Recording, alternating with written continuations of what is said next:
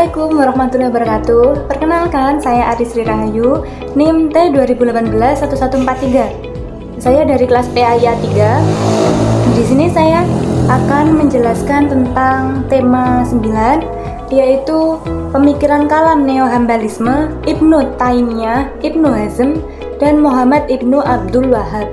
Di sini saya memenuhi tugas ilmu kalam yang diampu oleh Bapak dosen Ahmad Diaul Haq MPD.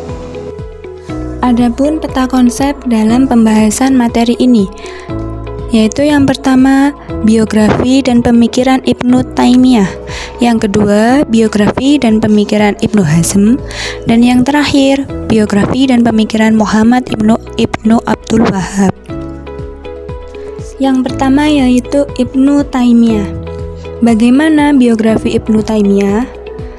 Ibnu Taimiyah dilahirkan di kota Haran, tepatnya pada hari Senin, tanggal 10 Rabiul Awal tahun 661 Hijriah atau 22 Januari 1263 Masehi. Tetapi pada tahun 667 Hijriah, beliau beserta keluarga beliau pindah ke Damaskus akibat adanya instabilitas di kota kelahirannya. Ibnu Taimiyah lahir di zaman ketika Baghdad merupakan pusat kekuasaan dan budaya Islam pada masa dinasti Abbasiyah. Ketika berusia 6 tahun, Ibnu Taimiyah dibawa ayahnya ke Damaskus disebabkan serbuan tentara Mongol atas Irak. Nama aslinya adalah Taqiyuddin Ahmad bin Syahibuddin Abdul Halim bin Mahjuddin Abul Barakat Abdussalam bin Abu Muhammad Abdullah bin Abul Qasim Al-Khidir bin Muhammad Al-Khidir bin Ali bin Taimiyah Al-Harrani. Untuk selanjutnya, ia lebih dikenal dengan sebutan Ibnu Taimiyah karena nama Taimiyah dinisbatkan kepadanya karena moyangnya yang bernama Muhammad bin Al-Khadar melakukan perjalanan haji melalui jalan Taima. Sekembalinya dari haji, ia mendapati istrinya melahirkan seorang anak wanita yang kemudian diberi nama Taimiyah. Sejak saat itu, keturunannya dinamai Ibnu Taimiyah sebagai peringatan perjalanan haji moyangnya itu. Setelah membahas biografi Ibnu Taimiyah, kita akan membahas pemikiran Ibnu Taimiyah. Ibnu Taimiyah pada saat itu banyak menjadi buah bibir di masyarakat. Banyak dari kalangan ulama juga heran dengan kemampuan Ibnu Taimiyah. Selain pintar dalam berpikir, beliau juga menjaga sopan santun dan juga rendah hati. Setiap malam dia tidak pernah meninggalkan sholat tahajud dan juga pula sholat fajar dan duha. Beliau tidak meninggalkannya. Menurut Ibrahim Matskur, pemikiran Ibnu Taimiyah adalah sebagai berikut. Yang pertama, sangat berpegang teguh pada nas, Al-Quran dan Al-Hadis. Yang kedua, tidak memberikan ruang gerak kepada akal. Yang ketiga, berpendapat bahwa Al-Quran mengandung semua ilmu agama. Yang keempat, di dalam Islam yang diteladani hanya 3 generasi saja, yaitu sahabat, tabi'in, dan tabi'in. Yang terakhir, Allah memiliki sifat yang tidak bertentangan dengan tauhid dan tetap mentazihkannya. Nah, dari penjelasan di atas dapat disimpulkan bahwa pemikiran dari Ibnu Taimiyah dalam hal ini berpikir masalah ilmu kalam atau teologi.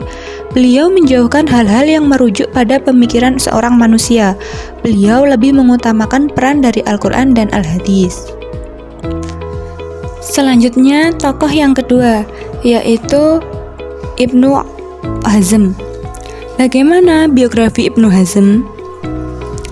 Tokoh yang bernama lengkap Abu Muhammad Ali bin Abi Ahmad bin Sa'id bin Hazm bin Khalid bin Shalih bin Khalaf bin Ma'dan bin Sufyan bin Yazid bin Abu Sufyan bin Harb bin Umayyah bin Abdul Syams Al-Umawi, yang lebih dikenal dengan sebutan Ibnu Hazm Al-Zahiri, lahir di Korfoda pada Rabu 30 Ramadan 384 Hijriah atau 7 November 994 Masehi.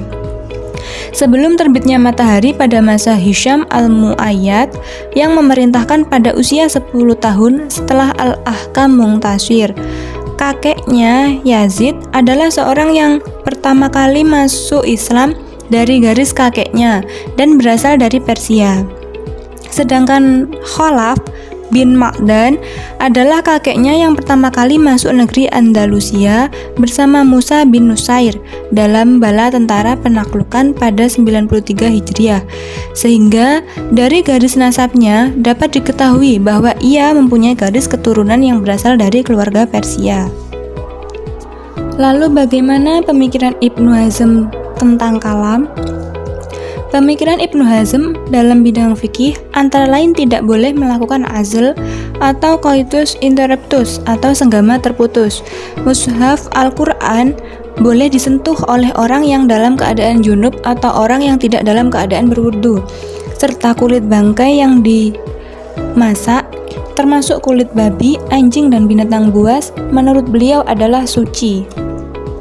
Tokoh yang terakhir bernama Muhammad bin Abdul Wahhab. Bagaimana biografi beliau? Muhammad bin Abdul Wahhab memiliki nama lengkap Muhammad bin Abdul Al-Wahhab bin Sulaiman bin Ali bin Muhammad bin Ahmad bin Rashid bin Barid bin Muhammad bin Al-Masyarif At-Tamimi Al-Hambali An-Najdi. Muhammad bin Abdul Wahhab berasal dari kabilah Banu Tamim. Ia lahir tahun 1115 Hijriah atau 1703 Masehi dan wafat tahun 1206 Hijriah atau 1792 Masehi. Beliau wafat di usia yang sangat tua dengan umur sekitar 91 tahun. Muhammad bin Abdul Wahhab belajar ilmu agama dasar bermadzhab Hambali dari ayahnya yang juga seorang qadhi atau hakim. Pernah juga ia mengaji kepada beberapa guru agama Makkah dan Madinah. Di antara gurunya di Makkah terdapat nama Syekh Muhammad Sulaiman Al-Qurdi, Syekh Abdul Wahhab atau bapaknya sendiri, dan kakaknya Syekh Sulaiman bin Abdul Wahhab. Lalu bagaimana pemikiran beliau tentang kalam? Pemikiran yang dikemukakan oleh Muhammad Abdul Wahhab adalah upaya memperbaiki kedudukan umat Islam terhadap paham tauhid yang terdapat di kalangan umat Islam saat itu. Paham tauhid mereka telah bercampur dengan ajaran-ajaran tarekat yang tersebar luas di dunia Islam. Masalah tauhid memang merupakan ajaran yang paling dasar dalam Islam. Oleh karena itu, tidak mengherankan apabila Muhammad Abdul Wahhab memusatkan perhatiannya pada persoalan ini. Baik, itu tadi presentasi dari saya. Semoga bermanfaat. Jika ada yang salah mohon dimaafkan. Wassalamualaikum warahmatullahi wabarakatuh.